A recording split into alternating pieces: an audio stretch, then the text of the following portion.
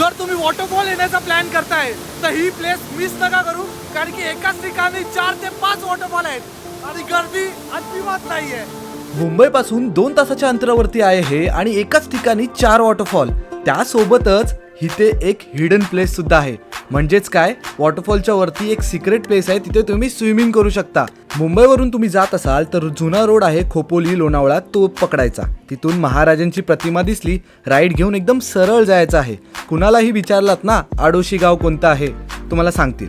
या ब्रिजवरून न जाता इथून जायचं आहे, कच्चा रोड. गेल्यानंतरला तुम्हाला पार्किंगसाठी जागा आहे, 4 व्हीलर 2 व्हीलर आणि खाण्यासाठी मॅगी मक्का सगळं आहे.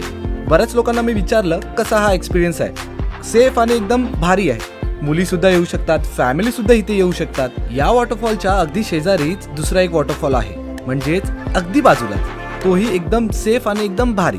फक्त कसं वरती चढून जाऊ नका, पाय स्लिप होऊ शकतात.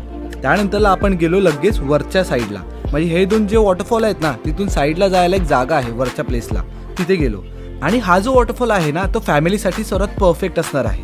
त्यानंतरला जराच पुढे गेल्यानंतरला एक सिक्रेट प्लेस आहे. म्हणजेच काय, जिथे आपण खालचे जे 2 वॉटरफॉल पाहिले ना, तिथून ही नदी येते वरतून, तर इथे स्विमिंग करत होते खूप जण. त्यानंतरला मी कचरा भरपूर पाहिला इथे वरती. मेन म्हणजे काय माहिती आहे, जे पियायला येतात, जे लोक मजा आणि एन्जॉय करायला येतात ना, बाटल्या येताना घेऊन येतात, पण जाताना घेऊन जायला ना एवढी त्यांना अक्कल नसते, ते विसरून गेलेले असतात. तर ती अक्कल आहे ना, थोडीशी त्या लोकांनी आणली पाहिजे.